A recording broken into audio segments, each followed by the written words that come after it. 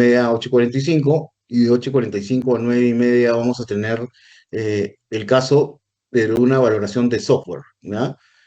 No sé si han visto una valoración de software, pero es interesante ver una valoración de software porque es algo especializado, ¿ya? Luego de una valoración de software, vamos a tener test de salida de las dos clases de valoración de intangibles, ¿ya? Que ya está colgado. El test de salida está colgado en la clase anterior, por si acaso, ¿ya? Es el test de salida número 4, si no me equivoco, ¿ya? Número 4. Entonces, nada, cuando termine la clase, por lo menos 10 minutos antes, voy a dar acceso para que den el test. Termina a las 10. Es el caso de un distribuidor mayorista en Perú de alimentos, ¿ya? Siempre uno empieza una valoración con un glosario de términos. Me dicen si no conocen alguno de estos términos, ¿ya? Flujo de caja descontado, discount, cash flow libre de deuda. Siempre hay que decir, o sea, siempre dicen flujo de caja libre, flujo de caja libre. ¿Libre de qué es? Libre de deuda, porque es el flujo del accionista, ¿ya? El EBIT es igual a la utilidad operativa en cristiano, pero es earning before interest and taxes, utilidad antes de impuestos, intereses e impuestos. El EBITDA es lo mismo, pero digamos, la utilidad operativa que le sumas lo que no es efectivo, en este caso es depreciación y amortización, ¿ya? El COC, o tiene varios nombres, ¿ya? El COC o CAE, es el costo del capital, que se halla por una fórmula que la vamos a ver ahora, que se llama Capital Asset Pricing Model. El que ha visto valoración seguramente ha visto cómo se calcula el costo del accionista. En realidad, es una metodología gringa, ya basada en temas gringos, que se tropicaliza con algunas variables, pero al final es la metodología internacional que utiliza todo el mundo y es comparable. Entonces, como se compara a nivel mundial, es la que utilizan todas las personas. No es perfecta, pero es una manera de estimar, digamos, el costo del accionista de un determinado sector, ¿ya? El WACC viene a ser Weighted Average Cost of Capital, que es la mezcla, ahora vamos a ver que es la mezcla de la tasa de deuda por los activos financiados por deuda, por la participación de activos financiados por deuda, y la tasa del accionista por la participación de activos financiados por patrimonio, ¿ya? El WARA, vamos a ver que es el Weighted Average Return on Assets, es lo mismo que el WACC, pero en el retorno de los activos. Entonces, si una empresa tiene los retornos de los activos igual al WACC, quiere decir que está cubriendo se llama, su costo capital, su costo ponderado capital. Los CACs son los alquileres financieros que utiliza un activo para poder operar. ¿Ya? Vamos a ver, se llaman Contributory Asset Charge, ¿ya? Son cargos contributivos de activos o alquileres de activos. Los vamos a ver en un tipo de valoración que se llama MEMP o se llama multiperiodo, ya que es un método que se utiliza para valorizar cartera de clientes, relación con clientes, cadenas de distribución, todo lo que tiene que ver con clientes. ¿Ya? Cuando uno quiere aislar al cliente y valorizar solo al cliente, utiliza o solo un contrato, por decir, a mediano plazo, a largo plazo, o perpetuidad, utiliza esta fórmula, digamos, que se llama, esa metodología, ¿ya? Que la vamos a ver después. ¿Alguna pregunta sobre estos términos? ¿Alguien que no los entienda? Abran micro, ¿ah? ¿Ya? Acá pueden abrir micro porque esta clase es bien especializada, ¿ya? Es bien especializada. Entonces, si no entienden algo, me lo preguntan, por favor, ¿ya? Abran micro y me lo preguntan porque yo no los veo, ¿ya? Profe, tengo una pregunta. Yo solamente quiero hacer una consulta. O sea, el flujo de caja es literalmente el flujo de caja descontado y se elimina todo el tipo de préstamos, nada más. Sí, sí. Ah, ok. Eliminas todo tipo de préstamos, sí. Y lo normalizas, o sea, eliminas todo lo no recurrente. ¿Se entiende lo que es no recurrente? No No. recurrente son los gastos o ingresos que no se van a volver a dar. O sea, que no son normales en el futuro. Ok. Como no va, Ok. por ejemplo, un gasto, tú te vas a una feria internacional, pero ya no te vas a volver a ir a esa feria internacional, no la puedes proyectar a perpetuidad, ese gasto. Entonces tienes que ajustar el EBITDA, ¿entiendes? De los gastos recurrentes. Ingresos también, ingresos eventuales que no vas a volver a tener también se ajustan, ¿ya? Cuando hablan de un EBITDA normalizado es porque le ajustan ingresos y gastos no recurrentes y le ajustan ingresos y gastos no operacionales, que no tienen que ver con la operación. Por ejemplo, en empresas que no son auditadas, no sé, pues los gerentes, no sé, hacen sus compras ¿cómo se llama? De supermercado y lo meten en la compañía, ¿no? Por decir, ¿no? O no operacionales, o pueden ser personales, o no operacionales es que no tengan que ver con el negocio, que tengan que ver con otro negocio, y también se quitan todos los que son vinculados. Ujú. ¿Se entendió? ¿Sí? Sí, profe. Una consulta, profesor. Puedo entender que el flujo de caja descontado tiende a ser negativo, ¿no? Porque la deuda es mucho mayor y tu caja es menor. ¿Flujo de caja de cómo? ¿El flujo de caja O de sea, me cuál es? refiero a que la deuda va a ser mayor, ¿no? Que la caja. No, lo que pasa es que lo que tú haces es tomas el flujo del accionista, que es el libre de deuda, y lo descuentas al WACC. Ese es el compuesto. O sea, lo que tú estás haciendo a ver, estás hallando el flujo que producen los activos, ¿ya? Y los activos, ¿se entiende? Los activos producen un flujo a futuro. Y ese flujo se financia por dos fuentes, deuda y cosa más y accionista. Entonces, por eso lo descuentas al WACC, ¿se entendió? Sí, sí, profesor. Ya, ok. Profe, una pregunta. Nada, sí. Antes de, sí, sobre el tema solo para confirmar, el EBIT entonces es la utilidad operativa y el EBITDA Sí. es la utilidad neta. No, el EBIT es la utilidad operativa, ¿ya? Y el EBITDA es la utilidad operativa y le sumas lo que no es efectivo. En una compañía que no es efectivo, el gasto de depreciación no es efectivo y el gasto de amortización de intangibles tampoco es efectivo. Entonces, el EBITDA trata de aproximarse al flujo de caja, ¿se entiende? ¿Sí? A la generación de caja, pero no es el flujo de caja. Ya, ya. Porque, ¿qué Y le si falta pudiéramos para hacer hacer... flujo de caja? ¿Qué le falta para hacer flujo de caja? Quitarle el capital de trabajo y quitarle la inversión en CAPEX y los claro. impuestos. Ujú, ¿ya? Ya, listo, gracias. Ok. Nada, las fuentes de información que se utilizan normalmente en Perú, o las que yo recomiendo son Damodaran, ¿ya? Damodaran es la fuente primaria, ¿ya? La fuente primaria. Pero yo también recomiendo utilizar, tienen que tener mucho cuidado, por favor, cuando suban información a la inteligencia artificial, ¿ya? No pueden subir el nombre de ninguna compañía, ¿ya? Tienen que cambiar el nombre o cambiar, digamos, una compañía del sector tal, ¿ya? Yo les recomiendo Cloud, ¿ya? Todo lo pueden buscar en Cloud, es recontra bueno, ¿ya? Y les recomiendo que lo paguen también, porque mientras más lo alimenten, se vuelve más inteligente, ¿ya? Yo valoro con Cloud, yo hago valoraciones con Cloud, modelos de valoración y todo, ¿ya? Pero nunca le pongo el nombre de la compañía, pongo el nombre del sector, no sé si me dejo entender, ¿saben por qué o no? ¿No? ¿Saben por qué o Ok. no? Por compliance, pues, porque cuando tú subes algo a la nube, y agarra a alguien, busca el nombre de la compañía, puede encontrar información confidencial de la compañía que le estás valorando. O sea, como no está regulado, tiene que tener muchas, o sea, es una nube, ¿no? Que puede entrar todo el mundo. No sé, mejor entender, tú no pagas una seguridad para que, y solo esa nube es tuya, ¿no? Igual, Una con consulta. cualquier inteligencia Lo artificial, mismo pasará con ChatGPT. lo mismo, lo mismo. Ojo, lo mismo. Cambien los nombres, pongan en una empresa del sector tal, no pongan, ¿cómo se llama? Los nombres de la compañía, ¿ya? O no identifiquen a lo que están haciendo. Lo pueden hacer de otra forma y después ya lo cambian y lo manejan, digamos, ya ustedes en su computadora. ¿Se dan cuenta por qué, no? ¿No? Ya, bueno, eso tengan mucho cuidado, por favor, ¿ya? Superintendencia de Banco y Seguro para tasas de interés, hay en la página de la superintendencia, como nosotros vamos a valorizar con una tasa de deuda, valor de mercado, tenemos que tomar el tamaño de la deuda, o sea, el tamaño de la empresa, si es una gran empresa, mediana empresa, pequeña empresa, en la página web de la SBS están las tasas por tipo de operación y por tipo de compañía y por tipo de moneda, ¿ya? Por si acaso, ¿ya? Ahí está toda la información porque ustedes la pueden bajar. La otra fuente que yo recomiendo, tanto para bajar la tasa libre de riesgo y el riesgo país y la tasa de crecimiento a largo plazo, es el BCR. Las estadísticas del BCR son las más directas, ¿ya? Y las más fiables. Y hay un montón de información del BCR muy buena, ¿ya? Y obviamente para el tipo de cambio de la SUNAT, ¿no? Pero al final la SUNAT la toma de la SBS. ¿Ustedes saben que el tipo de cambio que publica SUNAT es de la SBS o no? La SBS es la fuente original del tipo de cambio, ¿ya? Nada. Lo primero decirles acá es esto, mira, el valor de la compañía o el valor de los activos de la compañía, ¿ya? Se financia si es una compañía que equilibra el financiamiento bien y utiliza bien su palanca financiera, el 60% lo va a financiar por deuda y el 40% por patrimonio. Ahora van a ver por qué. Porque la tasa de deuda es menor a la tasa del accionista. Y la tasa de deuda tiene escudo tributario. ¿Qué quiere decir? El interés se deduce de impuestos. Entonces, siendo más pequeña la tasa, todavía es aún más pequeña porque la tienes que multiplicar por 1 menos 0,295. Entonces, termina siendo mucho menor a la tasa del accionista. ¿Se entendió o no? ¿Sí? Ahora lo vamos a ver, ¿ya?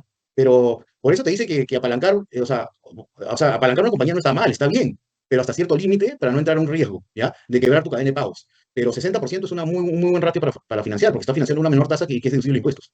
Y esa tasa es mayor, el costo del accionista es mayor. Ahora, ¿cómo se distribuye el valor de los activos a valor de mercado de una compañía? Pero Para una que esté bien? consulta. Sí, Cuando dice la tasa del accionista, ¿a qué se refiere? ¿Lo que espera el accionista recibir anualmente el costo de de oportunidad del rentabilidad? accionista. Ok, Sí, costo el de costo, el oportunidad. costo de oportunidad Ok, ok. del accionista, que yo les voy a enseñar ahorita cómo se construye, ¿ya? ¿Ya? Nada, esta tasa la sacas de la SBS por el tamaño de la compañía y por la operación y por el nivel que tenga, ¿ya? Y esta tasa la construyes, ¿ya? Con una fórmula que se llama CAPM, que es Capital Asset Pricing Model, que ahora voy a enseñar, ¿ya? Entonces, ¿cómo se distribuye el valor de la compañía? Vamos a suponer que estos son 100 millones de dólares, ¿ya? Que estos son 100 millones de dólares, ¿ya? Te ha salido la valoración, ¿ya?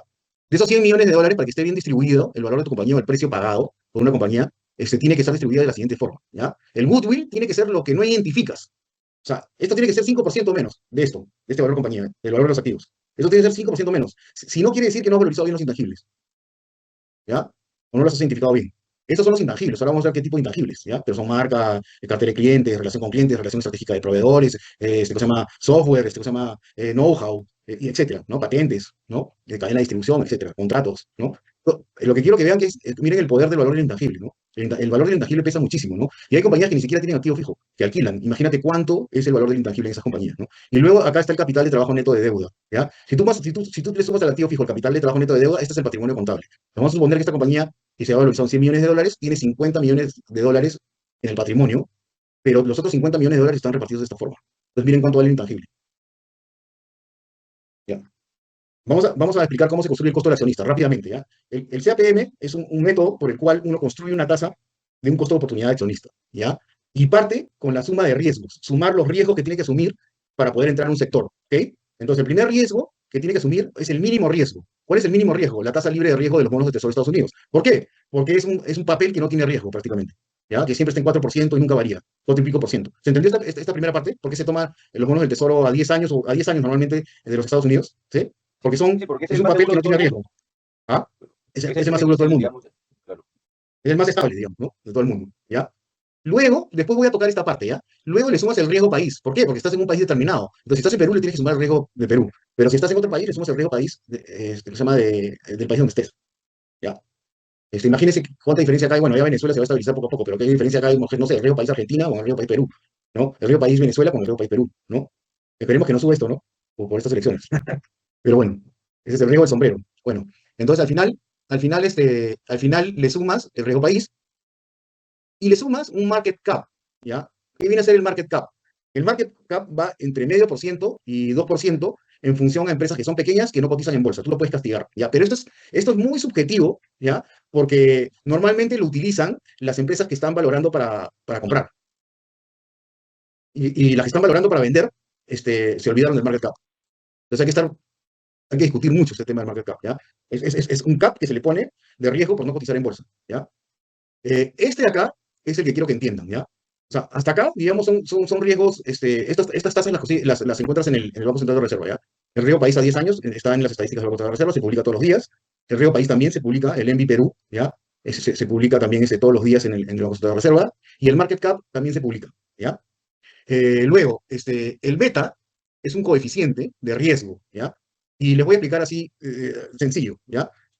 Cuando una compañía tiene beta 1, quiere decir que es igual de riesgoso que su grupo comparativo en el mercado. Cuando una compañía tiene un beta menor a 1, quiere decir que es menos riesgosa que su grupo comparativo en el mercado, que se supone que cotiza en bolsa entre comillas. Entre comillas porque esto se utiliza, digamos, viene de una norma gringa que es utilizada en función al Standard Poor's 500 de Estados Unidos, ¿ya? Pero el beta va en función al riesgo que tiene el sector versus su grupo comparativo. Si un si un beta es mayor a 1, es que es más riesgoso que el grupo comparativo. Entonces voy a hacerles una explicación. Por ejemplo, una minera tiene un beta menor a 1. Por ejemplo, una empresa de tecnología tiene un beta mayor a 1. ¿No? ¿Se entendió? ¿Sí? Entonces, estos betas se publican. ¿Quién lo publica? Lo publica Damodaran. ¿Ya? O también lo consiguen con Cloud. Los googlean con Cloud, los googlean. Los buscan con Cloud, también los consiguen. ¿Ya? Pero no pongan el nombre de la compañía. ¿Ya? Bueno, entonces al final tú sumas. Ya, el RM menos RF, esta es una gringada también. ¿Ya? El RM es el riesgo de mercado del Standard Poor's 500, la cotización en bolsa de Estados Unidos. ¿Ya? Pero todo el mundo lo utiliza. ¿Ya? Por eso es comparativo. ¿Ya? Todo el mundo utiliza esta fórmula, por eso es comparativa. Entonces la puedes comparar, por eso puedes sacar ratios comparativos de múltiplos. ¿Ya? Y el RF es el riesgo país. Entonces el spread del riesgo de mercado menos el riesgo país es la prima de riesgo del mercado. Eso también se publica y siempre va entre 5 y 6%. ¿Ya? Nunca varía. Entre 5 y 6%. ¿Ya? Esta va siempre 4 y pico por ciento. El beta sí es en función a cada sector y el riesgo país es en función a cómo está en el país ahorita. Ahorita el Perú está en 1 y pico por ciento, 2% como máximo. ¿Ya? Pero depende de cada país. Entonces, al final uno suma esta fórmula y le da el costo de oportunidad del accionista. Pero una En este consulta, sí. ¿qué ocurriría si, por ejemplo, el S&P tiene una caída bruta, por ejemplo, de 6%, como ocurrió ahorita con el tema de la guerra, y estás a punto de comprar una empresa? Se supone que estas son tasas de largo plazo. Ah, ok, Entonces no se debería afectar. ok. Es más, Ahí por Eso es eso el utiliza, rendimiento promedio, supongo, ¿no? sí, claro, por eso utilizas el promedio. promedio de varios años, ¿no? Acá Ok, en la tasa libre de riesgo, por ejemplo, o también, digamos, cuando sacas el riesgo país, no puedes sacar la última foto del riesgo país, sino tienes que sacar el promedio de riesgo países, ¿no? ¿Se entiende? ¿Sí? sí, sí, está claro. Eso se justifica en que los mercados, por lo general, en el corto tienden a ser muy fluctuantes, pero en el largo tú ves una fotografía más exacta. Así es, acuerden que están valorando una compañía de perpetuidad, ¿no? Entonces no pueden afectarla por una foto de corto plazo, ¿no? Sería un error, ¿no? Y siempre acuérdense que buscan normalizar los flujos, ¿no? Entonces, como buscan normalizar los flujos y traerlos al presente, también tienen que buscar una tasa CAPM normalizada al final, ¿no?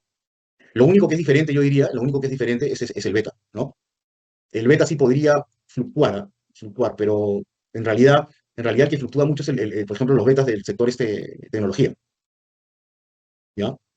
En este caso, se buscó el sector food wholesalers, que al final lo que significa son distribuidores, y se encontró con fuente de Amodarán cuál es el beta de ese sector, para este caso, de esta tasa. ¿Ya? Ahora les voy a enseñar cuánto sale un número. Pero ya, ¿cómo sale el famoso WACC? ¿Ya? El KI es la tasa de deuda de mercado que la bajan de la SBS. ¿Ya? 1 menos T significa que tiene el escudo tributario, ¿no? Que se deduce de impuestos, ¿no? D entre D más E es deuda entre deuda más patrimonio, que es activo al final, ¿no? Es la participación de deuda de todos los activos. Entonces, la participación de deuda que se financia todos los activos multiplicada por la tasa de deuda es la parte de la parte de deuda, de la tasa de deuda del WACC. Y la otra parte es la tasa del accionista, que ya les enseñé a sacarla por la participación del patrimonio de los activos, que es equity más deuda. ¿Se entendió? ¿Sí? ¿Alguna pregunta? Así se entendió, profesor. Bueno, entonces vamos acá. En este caso, la tasa salió 14% y el beta era de 0.5 del sector, ¿ya? Entonces, nada, primero lo que haces para valorizar una compañía es bajar o sea, tener los estados de resultados. Mientras más historia tengan estados ¿cómo se llama? De estados financieros es mejor. Claro, por ejemplo, cuando hay una pandemia, la pandemia hay que tener cuidado digamos, de la estacionalidad que tuvo la pandemia. En este caso no afectó tanto, ¿ya? Entonces, igual se tomó para ver qué pasó, ¿ya? Entonces se toma el estado de resultados, integral de resultados, que es el estado OPIANEL, y digamos, de varios años, y si tienes proyección, si tienes un corte, acá había un corte de octubre, y se proyectó a fin de año, ¿ya? Entonces al final teníamos las ventas, que iban de 16 millones hasta 24 millones 900, y a octubre eran 24 millones, y proyectado, digamos, a terminar el 2024 eran 29 millones 900. Entonces, hasta el final, uno saca la variación de crecimiento año a año, y saca también el promedio de crecimiento, y luego sacas todos los ratios, pues el margen bruto, los gastos administrativos, sacas los gastos operativos, al final EBIT, que es la utilidad operativa, sacas el margen EBIT es la utilidad operativa entre las ventas, sacas el margen EBIT, sacas los gastos financieros, ¿no? Al final le quitas los gastos financieros, le sumas los ingresos financieros, y le restas o le sumas los otros ingresos o gastos, y digamos llegas al NOPAT. El NOPAT es No Operating Profit After Taxes, quiere decir la utilidad antes de impuestos, ¿ya? La utilidad antes de impuestos, le quitas el impuesto, y al final te da la utilidad neta, ¿ya? Entonces, el margen neto viene a ser, digamos, la utilidad neta entre la venta. ¿Hasta ahí está claro? Sí, ¿no? Solo le estoy explicando cómo deben poner la evolución.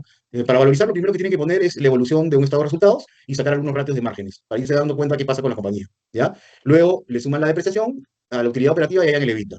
Y el EBITDA, la depreciación amortización, ¿no? Y el margen EBITDA es la utilidad, el EBITDA entre la venta. ¿Mm? Nada, luego agarra, también hacen lo mismo con la evolución del estado de situación financiera, que es el balance general, a la antigua, ¿no? Y detallan todas las cuentas que hay, y sacan la evolución también, tanto del activo, como del pasivo, y como del patrimonio. Se fija si hay capitalizaciones o no. En este caso, por ejemplo, el capital social estuvo en $870.000, 950.000, 866.000, y acá hubo una capitalización, ¿no? Porque subió de 866 a 1.207, 1.242 otra capitalización, y acá se redujo un poco, ¿ya? Entonces, nada, después hayan los clásicos ratios, no sé si los han hallado, pero yo voy a decir las fórmulas rápidamente, ¿ya? El capital de trabajo neto, que es el activo corriente menos el pasivo corriente, así de simple, ¿ya?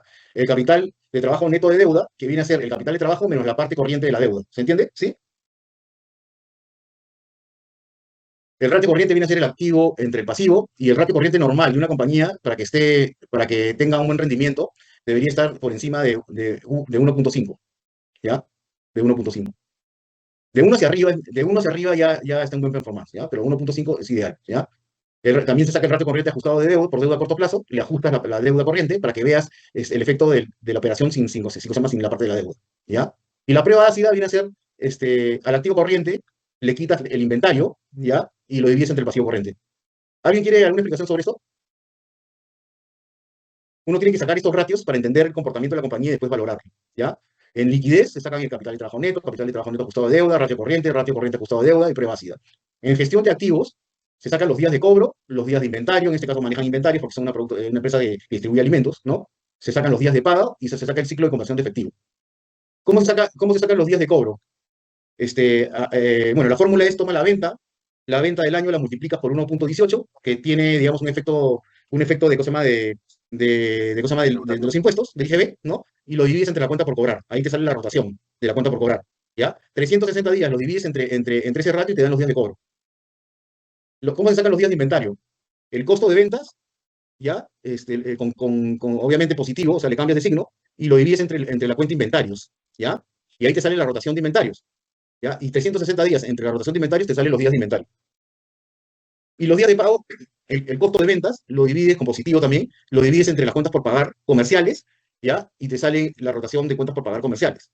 360 días los divides entre la rotación de cuentas por pagar comerciales y te salen los días de pago. Entonces, al final, ¿cuál es el ciclo de tesorería de una compañía? Es los días de cobro, ¿ya? Perdón, los días de pago menos los días de cobro menos los días de inventario. ¿Se entendió o no? En ese caso, por ejemplo, ¿no? Esta compañía juega con su capital de trabajo porque le paga a los proveedores cada 88 días, ¿no?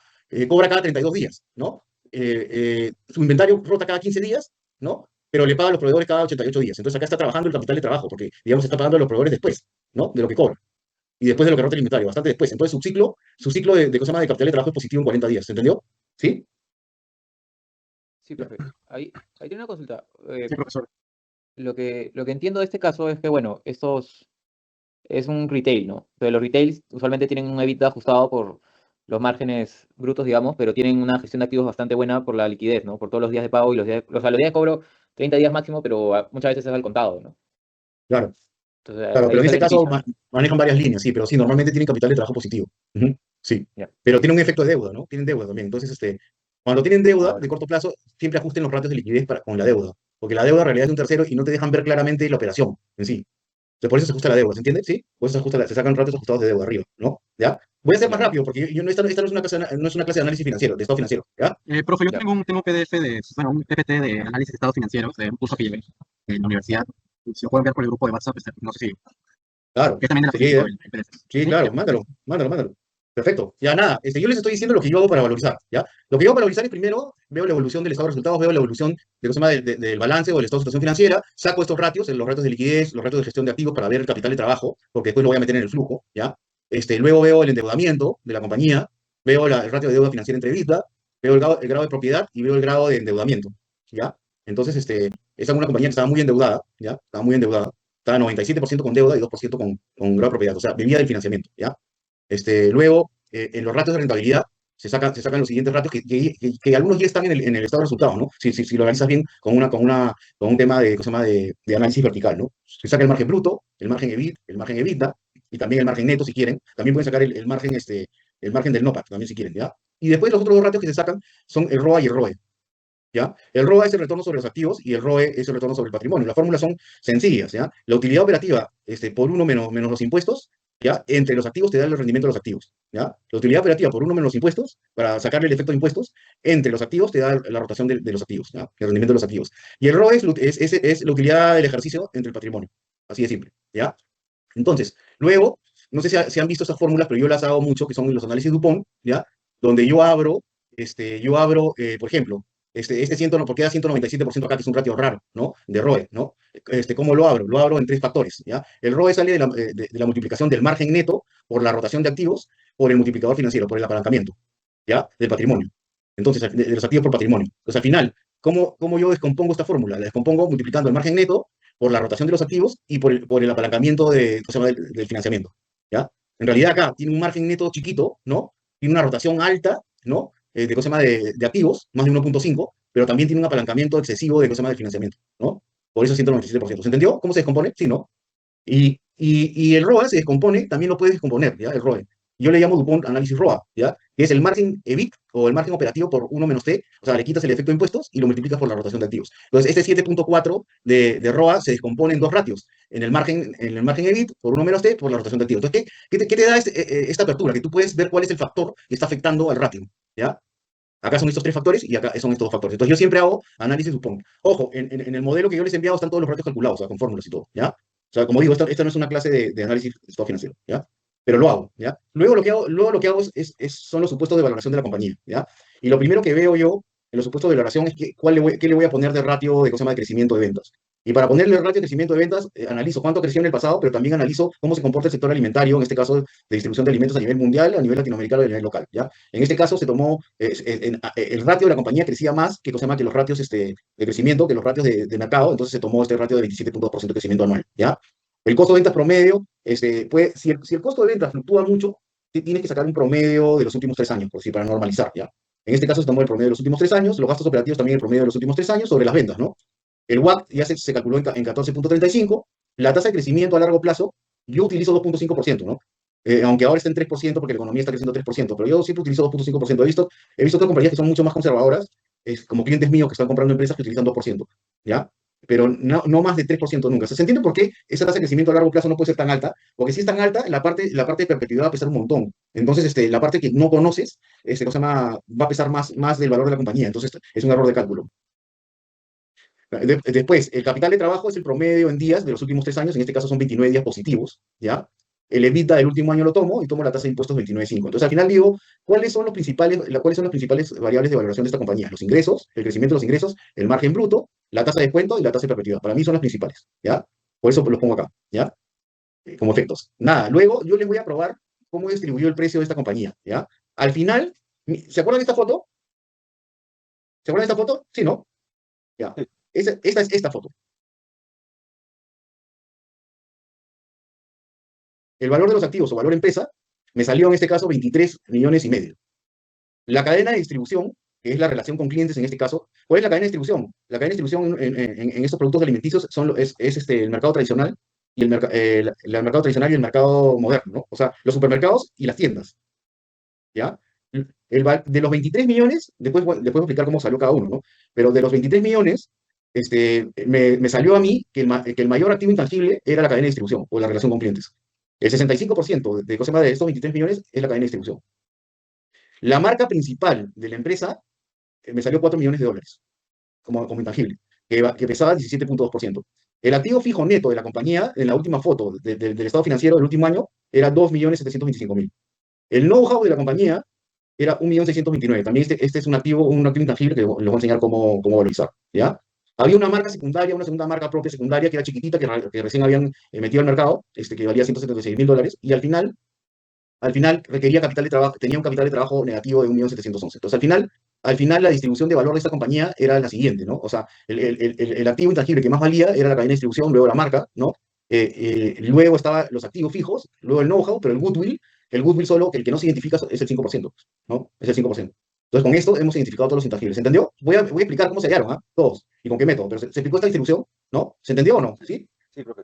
O sea, digamos que tenían ellos un poder de colocación en la tienda, en tiendas, por ejemplo, alucinante, ¿no? Porque podían, o sea, tenían buen, y aparte tenían, yo entiendo eso, ¿no? O sea, lo que te estoy diciendo es que esta empresa de alimentos, de distribución de alimentos, lo que más vale es su cadena de distribución. Que al final son Sí. sus clientes, ¿no? Que al final son los supermercados y la relación que tiene con los supermercados y la relación que tiene con el canal moderno y tradicional, ¿no? Y con las tiendas, ¿no? Eso es lo que más vale, ¿ya? Luego la marca principal es el segundo activo intangible, y luego el segundo activo intangible valió un activo tangible, que es el activo fijo que tienen. ¿Por qué? Porque tienen almacenes propios, ¿ya? Tienen almacenes propios, por eso, ¿ya? El know-how de cómo hacer la distribución y todo, del personal, acá es el personal clave, el know-how del personal clave, que también voy a enseñar cómo se calcula, es 1.600.000, y digamos, al final, la marca secundaria, una marca chiquitita, 176.000, capital de trabajo necesitada neto, para crecer de 1.711.000. Entonces, al final, lo que no, o sea lo que, digamos, lo que cuadra contra los 23 millones, ¿no? Es lo que sale el goodwill. Por cuadre sale el goodwill. O sea, porque no lo identificas. ¿Se deja entender o no? ¿Sí? Entonces, esta es la distribución del valor de una compañía. O sea, para uno valorar bien una compañía, realmente tiene que valorarla así. O sea, tiene que hacer el flujo de caja que hemos visto, pero después tiene que distribuirlo así, ¿ya? En el ejercicio que les he puesto en el Excel está cómo se halla cada cosa. Nada. Y después, dentro de estos 15.540.000 hay varias cadenas de distribución, ¿ya? Está la cadena de distribución de lácteos, ¿ya? Está, después hay una cadena de distribución de huevos, ¿ya? Hay una cadena de distribución de aceites, hay cadena de distribución de pollo, hay cadena de distribución de cárnicos y hay cadena de distribución de azúcar, ¿ya? Esta es la distribución de los 23 millones, pero ya detallando las diferentes cadenas de distribución, ¿ya? O sea, hemos abierto, es este mismo cuadro, pero abriendo los 15.540.000.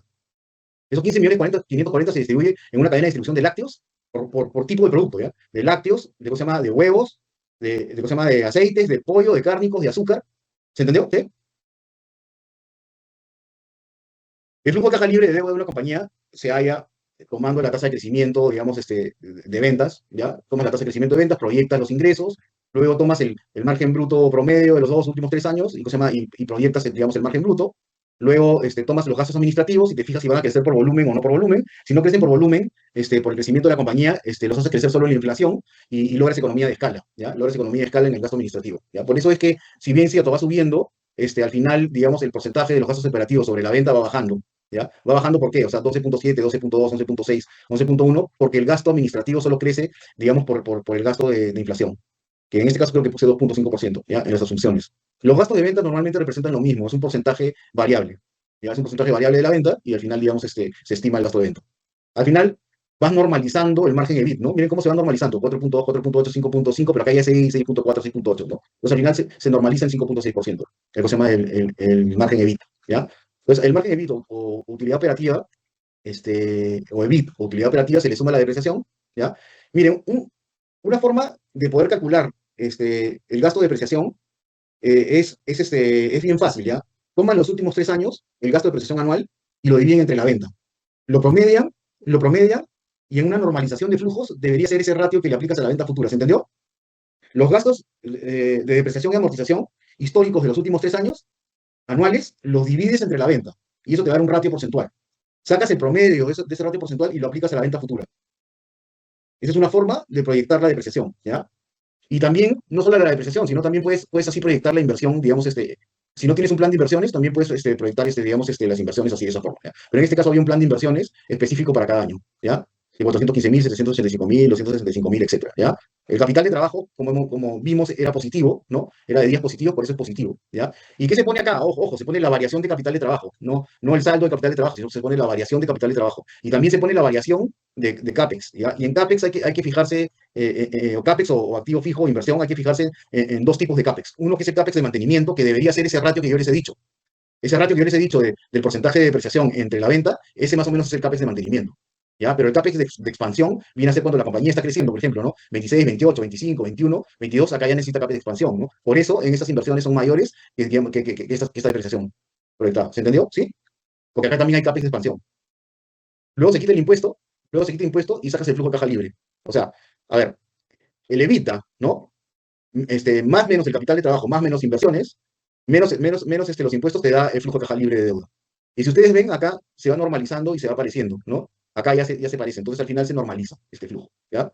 Nada, los periodos a descontar son 12, o sea, periodos de 12 meses cada año, se van acumulando, ¿no? El primer año son 12, el segundo año son 24 periodos de descuento, el tercer año son 36 meses de descuento, el cuarto año son 48 meses de descuento, el quinto año son 60 meses de descuento y el sexto año son 72 meses de descuento. Entonces son 1, 2, 3, 4, 5, 6 años.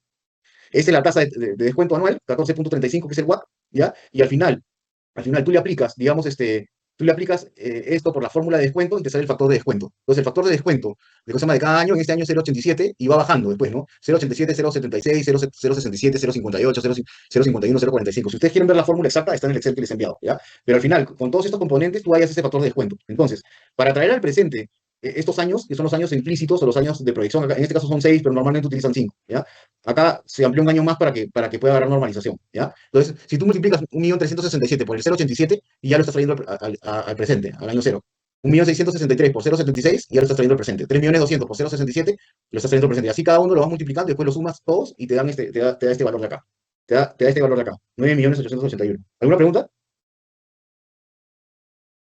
La perpetuidad, ese también es otra clase, ¿no? De valoración. O sea, Pero normalmente ni cómo entra la perpetuidad, no sé, eso se ve con el mercado. Y según eso descontamos. la perpetuidad se hay así, miren, el último flujo de acá es una fórmula también, ¿ya? Que también está en la hoja de cálculo, ¿ya? El último flujo se multiplica por 1 más G, que es la tasa de crecimiento a largo plazo, ¿ya? Y se divide entre K menos G. K, ¿qué es? Es el WACC. Menos G, que es la misma tasa. O sea, ¿cuál es la fórmula? El último flujo para hallar la perpetuidad, ¿ya? Por 1 más la tasa de crecimiento G a largo plazo entre el WACC menos el G. Ahí hayas, lo que estás hallando es el valor presente de toda la perpetuidad a este año, al año 2030. Y eso lo traes al presente, 6 años, para que puedas hallar el valor presente de la perpetuidad, que son esos 13 millones. La fórmula está en el Excel, ¿ya? Pero como este no es un curso de valoración, sino es un curso de gestión estratégica, les explico rápidamente, ¿ya? Entonces, 9 más 13 te da 23 millones, ¿ya? En el presente. Acá si uno ve cuánto pesa los flujos del 2025 2030 del periodo implícito son 9 millones. Y el valor presente de la perpetuidad son 13 millones. Entonces, esto está más o menos equilibrado, ¿no? 58% de la perpetuidad, 42% del periodo implícito. Lo que yo les decía es que si uno pone una tasa de descuento, una tasa de crecimiento G mucho más alta, esto va a pesar más. Entonces, esto va, pues, no sé, por ejemplo, 80%, 90%. Entonces, no tiene sentido que el valor de perpetuidad valga muchísimo más que este periodo de los 2025-2030. ¿Se entiende? ¿No? Tiene que estar equilibrado. ¿Cuánto máximo puede ser este equilibrio? Yo diría que 60-40. 60 como máximo, 40 para estar bien equilibrado. ¿Ya? Ahora, estos 23.574.000, uno lo divide entre el EBITDA del último año y es lo que sale 19.7 veces EBITDA. Es el múltiplo EBITDA, o el multiplicador. Agarras lo que te sale en la valoración de los activos de valor de mercado, lo divides entre el EBITDA del último año y te da un múltiplo de 19.7 veces el EBITDA. Y acá, divides el valor que te sale acá entre la venta del último año y te sale el multiplicador de venta. Estos son X, ¿sí? Ese multiplicador de EBITDA, ¿qué es lo que te, o sea, cuál es digamos, la explicación? O sea, ¿qué es La lo que explicación es que la valoración de tu compañía, puedes valorizar a tu compañía por flujo de caja libre, descontado, ¿ya? Ajá. Y para hallar un múltiplo que se publique en el mercado y que tiene que ser comparativo, ¿ya? Vale tantas veces el EBITDA de un año, ¿ya? Entonces, Ok.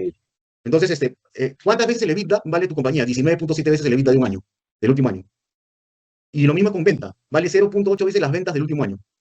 Entonces, tú vas a encontrar estos múltiplos de empresas que se publican porque son valoradas, ¿ya? En Damodaran y en varias fuentes, y también vas a encontrar transacciones que se han transaccionado por esos múltiplos. ¿Me dejo entender? Lo que yo decía es que la primera sí puede ser, ¿no? Empresas valorizadas y todo, pero las transaccionadas pueden tener algún error de transacción. Yo le digo error de transacción cuando alguien ha ganado en la negociación. Entonces, si alguien ha ganado en la negociación, eso no es tan comparativo, pues, ¿no? Porque tú lo puedes haber comprado a un múltiplo muy bajo, ¿no? La transacción y la publicas, ¿no? O puedes haber comprado un múltiplo muy alto, ¿no? Y yo me olvidé, señores, me olvidé del escenario optimista, pesimista y el escenario conservador. Yo aprendí esto cuando lancé un bono internacional de $300 millones en Luxemburgo y cuando me midieron todas las clasificadoras de riesgos, este que se llama Standard Poor's, este que se llama Fitch, Moody's, y cuando lo lancé con Merrill Lynch, ¿ya? Me dijeron, nosotros no hacemos escenarios optimista, pesimista y conservador. Nosotros hacemos múltiples escenarios. ¿Y cómo lo haces? Con tablas de doble entrada. A ver cómo lo haces. Mira, tu modelo dice que con 27.5, 27.2% de CAGR de ventas, de crecimiento de ventas, y con 14.3 de tasa de descuento, tu compañía está valiendo 23.574.000. ¿Qué pasaría si tu compañía no crece a 27.2%, si no crece a 32.2%? Tu compañía, a la misma tasa de descuento, valdría 34.784.000. ¿Qué pasaría si tu compañía crece 37.2% en las ventas? Tu compañía valdría 48.015.000. ¿Se entendió? ¿Hasta acá? ¿Sí? ¿Qué pasaría si tu compañía ya no crece a 27.2%, si no crece a 15%? Tu compañía valdría 3 millones. ¿Qué pasaría si crece a 5%? Tu compañía vale negativo. 8 millones negativo. A la misma tasa de descuento. ¿Ya? Ese es el crecimiento, ¿no? ¿Qué pasaría si tu compañía y tu costo del accionista es mayor, ¿no? En vez de 14.3, viene a ser 15.3 tu tasa de descuento. De 23 millones baja a 20 millones de valor de tu compañía. Pero yo me tengo que poner a pensar, oye, de repente no estoy apalancando lo suficiente. En este caso no es el caso, ¿ya? Si no estoy apalancando lo suficiente, quiere decir que no estoy financiando mucho, ¿ya? Pero como no estoy financiando mucho, ¿yo cómo puedo impactar sobre la tasa WACC? Financiando más por deuda, ¿sí o no? ¿No? Entonces, si financio más por deuda, mi tasa de 14.3, como el componente de deuda es más chica, la tasa va a bajar, va a ser 13.3. Entonces, si yo crezco lo mismo y financio más, y por eso cae mi tasa WACC de 14 a 13, la compañía de 23 pasa a 26 millones. Y si sigo financiando a una menor tasa, vale 30 millones. Voy a explicar el upside, ¿ya? El upside se da cuando una compañía compra a la otra, ¿ya? Y tiene ratios más altos. Entonces vamos a decir que una compañía compra esta, ¿ya? Y puede crecer a 37.2%. Y tiene 12.3% de WACC. Miren cuánto vale en las manos de esta compañía. 63 millones. ¿Se entendió? Sí, profesor. Esto es lo mismo. Esto es lo mismo. Estos cuadros están también en el Excel, ojo, ¿ya? Esto es lo mismo, pero en múltiplos. Mira cómo se mueve el múltiplo, ¿ah? 19.7 veces el evita. O sea, yo he dicho, creciendo a 27.2% y con un WACC de 14.3, mi compañía tiene 19.7 veces el evita, que es un múltiplo alto, evita, ojo, ¿ya? Pero ¿qué pasa si crece a 32%? El múltiplo pasa de 19.7 a 29.1. Es lo mismo, ¿ya? Lo mismo de arriba, pero solo que el múltiplo se mueve hacia arriba o hacia abajo, ¿ya? Miren el múltiplo que tiene si vale 63 millones. 53 veces del evita. Es lo mismo, pero con las ventas, ¿no? En las ventas habíamos dicho que es 0.8 veces las ventas. Entonces, a 27.2% y a 14.3 es 0.8 veces las ventas. Pero ¿qué pasa si ya crece a 3% y mi WACC es menor? Ya dobla, ya vale 2 años de venta. ¿Ya? Entonces, dígame cuántos escenarios hay acá. Acá hay Hay un 25 montón, escenarios. creo que es la forma más limpia de verlo, ¿no? O sea, ahí podemos ir probando, moviendo y tal vez Así es. reajustar por un periodo Y nuestras eso cosas para forzar una mejor venta. yo lo aprendí por los gringos, por las clasificadoras de riesgo y por Merrill Lynch y el Banco of America. A mí me enseñó estas tablas. A mí me las enseñó. Me dijo, olvídate el escenario conservador, el oficial no sirve, me dijo. No sirve. Porque tú al final ves rangos de valor de empresa, ¿no? Miren el margen bruto. Esto lo puedes hacer con cualquier factor del flujo que le golpee, ¿ya? Miren el margen bruto, ¿ah? El margen bruto, con un margen bruto de 17.1%, la compañía valía los 23.700.000. ¿Qué pasa si el 17 trepa a 19%? Miren el poder del margen bruto, 30 millones. ¿Qué pasa si trepa a 21? 36 millones. ¿Ya? Entonces, esto lo podrías hacer con el porcentaje de gastos operativos, lo podrías hacer con el CAPEX, lo podrías hacer con el capital de trabajo y todo con el WACC. Todo mezclado con el WACC. O sea, esta es la que varía siempre, la de arriba. La de arriba varía siempre, margen bruto, gasto operativo, CAPEX, o algún ratio de compañía, no sé, por ejemplo, velocidad de venta de inmuebles, la pones acá y la amarras a todo el flujo. Entonces, al final, esta es la que cambias y todo es contra la tasa de descuento. Porque la tasa de descuento es lo que te cuesta. Tú tienes que descubrir cuál es la variable que más mueve el valor de tu compañía. Y esto no solo te sirve para valorizar tu compañía, sino para gestionar tu compañía. Bueno, valor de intangibles. La identificación de Esto puede intangibles. ser útil tal vez cuando tienes una startup, ¿no? Y tu plan no es quedarte con ella, sino que venderla en 10 años. Puedes ir poco a poco moviendo tus métricas para poder sacar el mejor promedio y así venderla mejor. Sí, o sea, mira, yo tengo un negocio y mi negocio es preparar a las empresas para transaccionarlas. Entonces, yo para prepararlas, el primer análisis que hago es una valoración. Y en la valoración hago estos escenarios para darme cuenta qué es lo que tengo que mover, o es un tema comercial, o es un tema de procesos, o es un tema, no sé, o es un tema o es un tema de financiamiento, que tengo un financiamiento muy caro, etcétera, o no estoy financiando lo suficiente, ¿no? Entonces trato de arreglar esos ratios para que ese margen de valor empresa suba y a la hora de transaccionarla pueda conseguir más por la transacción. O sea, transaccionar me refiero a no necesariamente venderla al 100%, pero tú puedes conseguir un accionista que te aporte capital y tú puedes crecer más tu compañía, te das cuenta, ¿no? O sea, no vendes todo, vendes el 30%, por decir nada más, porque quieres un inversionista para crecer, ¿no? Como también puedes venderla, ¿no? ¿Ya? Pero yo estos ratios los utilizo para gestionar las compañías. Claro, sí, sí lo Y comprendo. Sí, identificación de intangibles. En este ejercicio se han identificado relación con clientes o cadena de distribución, que es la que hemos visto. Les voy a explicar cómo se calcula. Una marca principal, ¿ya? Luego se ha establecido, se ha valorizado el know-how y después una marca secundaria. Estos son los intangibles que se han identificado en la valoración, ¿ya? En esa distribución. Esos son los intangibles.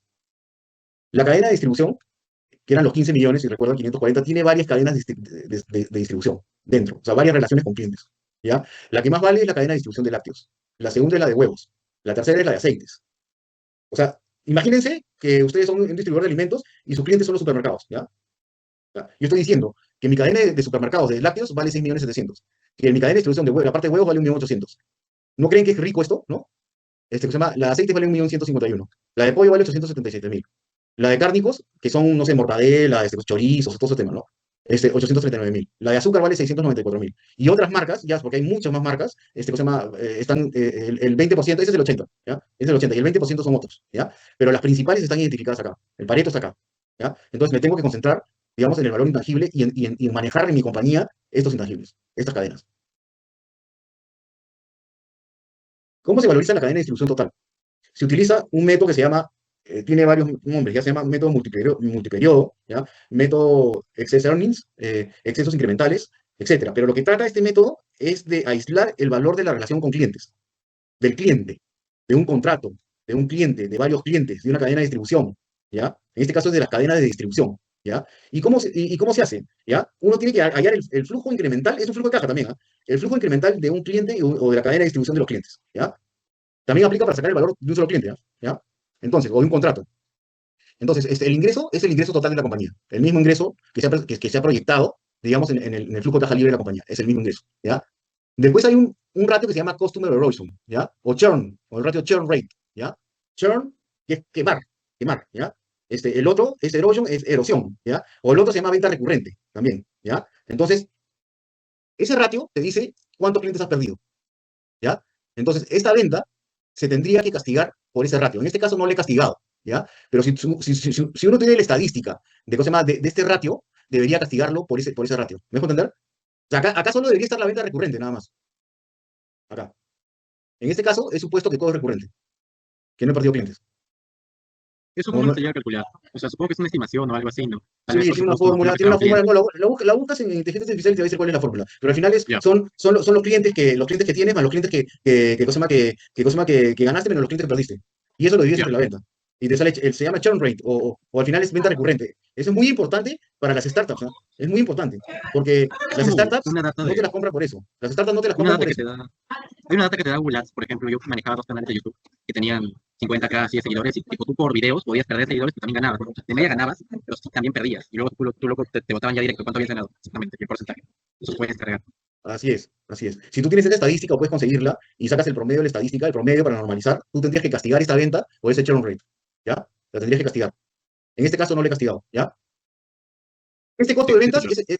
este costo de ventas es el mismo porcentual sobre la venta, el mismo costo de venta, ¿ya? Entonces, al final, la utilidad operativa es la misma, ¿ya? Y el margen operativo es el mismo. Los gastos operativos son los mismos, este es de toda la cadena de distribución, ¿ya? De toda la empresa, ¿ya? El EBITDA es el mismo, el NOPAT es el mismo, al final, llegas hasta el EBITDA, ¿ya? Llegas hasta el EBITDA el mismo, con que valorizaste la empresa. ¿Por qué? Porque no has castigado acá, ¿ya? Entonces, esto es todo el EBITDA que está produciendo tu cadena de distribución, o tus clientes, ¿ya? Todo el EBITDA que está produciendo. Hasta acá, solo es el EBITDA proyectado, ¿no? Obviamente, castigado por el churn rate que acá no lo he castigado, ¿ya? Y acá viene el método de Excess Earnings o método MEM, ¿ya? Ese es el tema, ¿ya? Tú tomas el NOPAT de la relación con clientes, o sea, el NOPAT es ¿ya? Es la utilidad antes de impuestos, ¿ya? Y participaciones, está acá. Tomas el NOPAT de acá, le sumas la depreciación para convertirlo, para poner la parte que no es efectivo, le sumas y le quitas los activos contributivos. ¿Qué son los activos contributivos? Los activos contributivos son los alquileres que necesita para vivir ese cliente. ¿Qué necesita ese cliente para poder vivir, para poder funcionar? ¿Necesita una marca o no? Ahora voy a explicar cómo sale, ¿ya? ¿Ah? Alguien está hablando, ¿no? Alguien ha abierto el micrófono. Ujú. Bueno, en este caso no necesita la marca propia que tenía, digamos, la empresa, pero sí necesita fuerza de trabajo, que son algunas personas que necesita, que después vamos a ver cómo se da la fuerza de trabajo, pero al final es el costo diferencial anual que tienen en personas para que funcione esta cadena de distribución, ¿ya? Este, y el capital de trabajo acá es positivo, ¿ya? Acá es positivo porque es la variación de capital de trabajo positivo del flujo.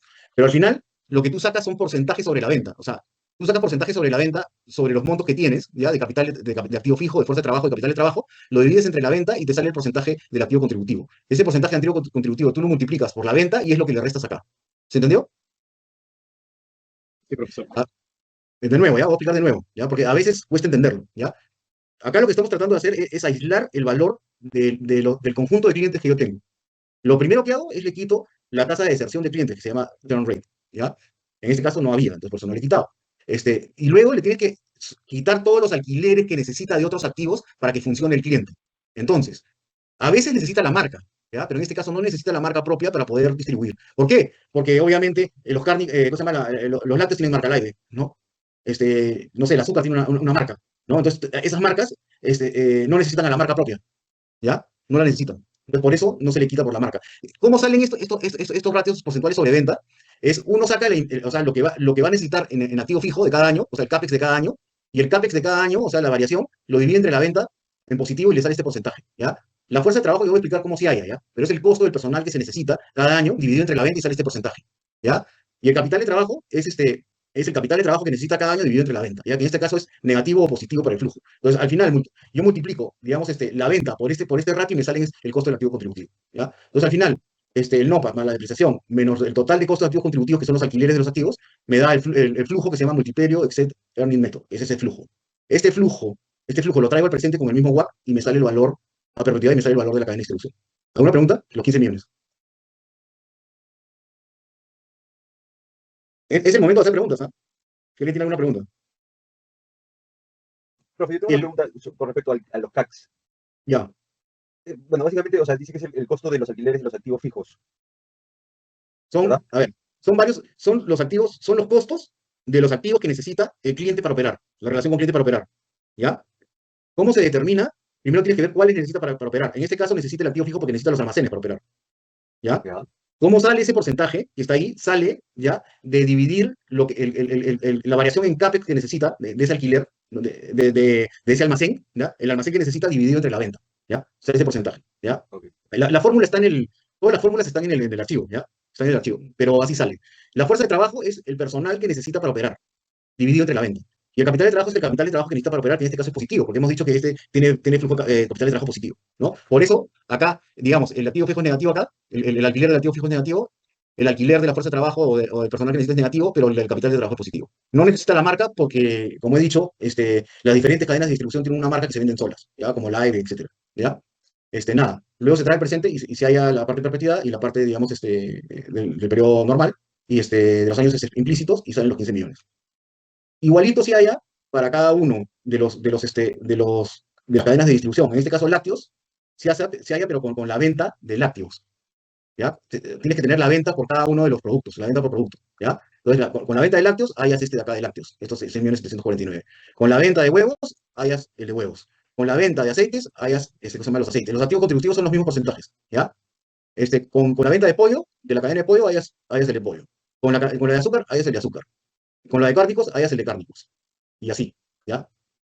Esa es la parte de cosa de cadena de distribución con relación con clientes, ¿ya?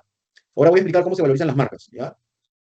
Las marcas se valorizan con un método que se llama Relief from Royalty, o que se llama ahorro en regalías. Uno tiene que suponer que alquila su marca a un tercero y el tercero le paga una regalía por alquilarla, ¿ya? Entonces, para eso se buscan en fuentes de información de mercado, normalmente Royalty Range, Royalty Source, o alguna otra fuente de información, por inteligencia artificial pueden encontrarlo ahora ya no necesitan ni siquiera pagarla, si no lo encuentran, ponen del sector de alimentos, para un que se llama distribuidor de alimentos, cuál es dame la tasa de regalía, el rango intercuartil, que se llama con el límite inferior, el límite superior y la mediana para alimentos. Y te va a salir que productos alimenticios está entre 1 y 5% de la tasa de regalía.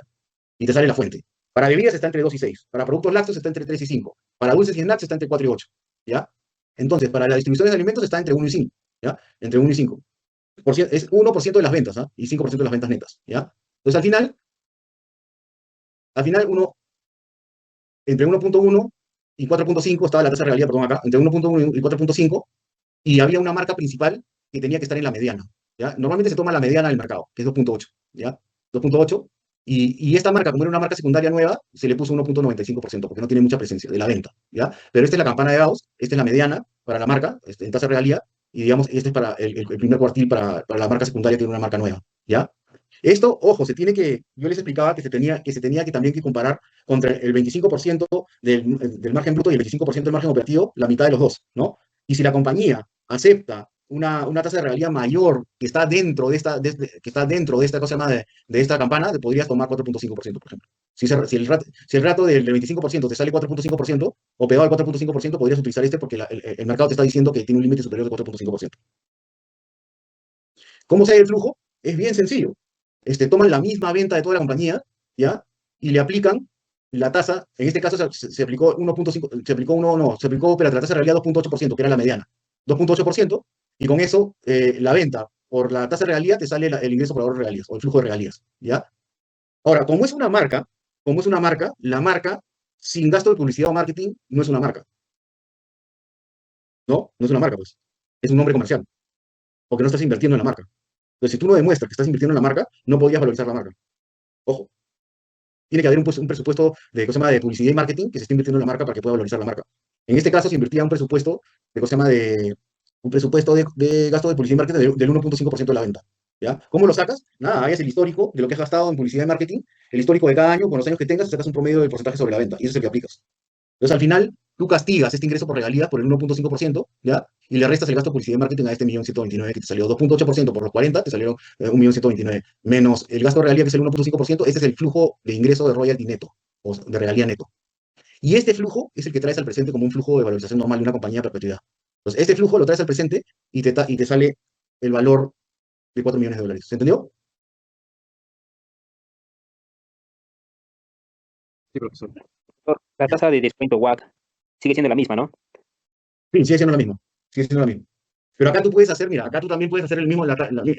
Después de aplicar este cuadro, nos vamos al break, ¿ya? Acá puedes hacer la misma sensibilidad. Mira, puedes decir, ¿qué pasa si mi rentabilidad de mi compañía sube? Y el ratio ese del 25% me sale más que la mediana, ¿no? ¿Qué pasa si yo tengo 4.5%? Al mismo WACC, mira a cuánto se va mi valor cosa más de la marca. Si yo tengo una tasa de realidad mayor, al mismo WACC se va a un valor de marca mayor, ¿no? Profe, pero Y si, ese valor de la marca es, o sea, en realidad es solamente para efectos de la valorización, no es lo que en realidad vale. O sea, lo que es la, el cliente o digamos, el consumidor la percibe, ¿no? O sea, con esos incrementos. A ver, te lo explico así de simple, nada más. Es lo mismo que valorizar una empresa. O sea, la metodología internacional para valorizar una empresa es flujo de caja libre descontado.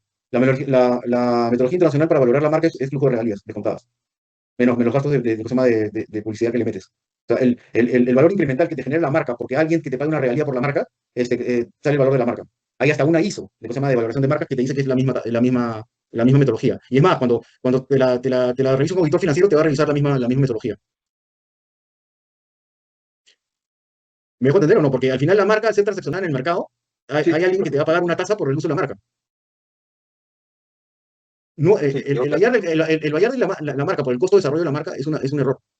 Tú te puedes haber, tú puedes haber gastado la vida en construir una marca como costo, pero si no se traduce en el flujo, ¿qué pasa? No vale nada la marca, ¿no? ¿Se entendió? ¿Sí? sí, sí. Les voy a explicar con un tema de laboratorios. ¿Ya?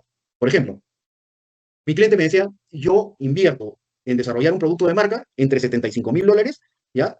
Y 90.000 y $120.000, ¿ya? Entonces, mínimo, cada una de mis marcas debería valer $75.000. ¿Ustedes están de acuerdo o no?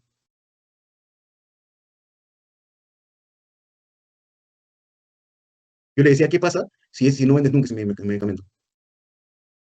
No se traduce en flujo. Y si no se traduce en flujo, no vale, ¿no? Vale cero. Entonces, yo tuve una discusión técnica porque él me decía que su compañía valía 25 millones de dólares y yo le decía que valía 2. Y se lo probé contra un auditor. Claro, lo que él estaba tomando en cuenta es nada más cuánto él había invertido, no cuánto se tradujo en la inversión en verdadera venta. Así es. Por eso que tú utilizas Relief from Royalty para valorizar marcas. Hay interrogante, hay varias metodologías, ¿ah? Pero la que es reconocida por auditoría y por IFRS y por prueba de deterioro es esta, la que les estoy enseñando, ¿ya? Es más, tú no tendrías cómo distribuir el valor de toda la compañía, valorando la marca si le pones el valor de lo que te ha costado invertirla. O sea, no te cuadra, ¿no? La distribución esta no te cuadra, pues, ¿no? Esta de acá, ¿no? ¿Cómo te va a cuadrar esta acá? ¿Cómo te cuadra esto? Esto, perdón. ¿Esto cómo te cuadra? Si tú, por ejemplo, dices que no, desarrollar mi marca me ha costado 50 millones de dólares. Entonces, ¿qué? La marca vale más que toda la empresa. Si no se traduce en flujos, no vale. Vale cero. Por going concern. Bueno, vamos al break y después venimos para continuar, ¿ya? Listo.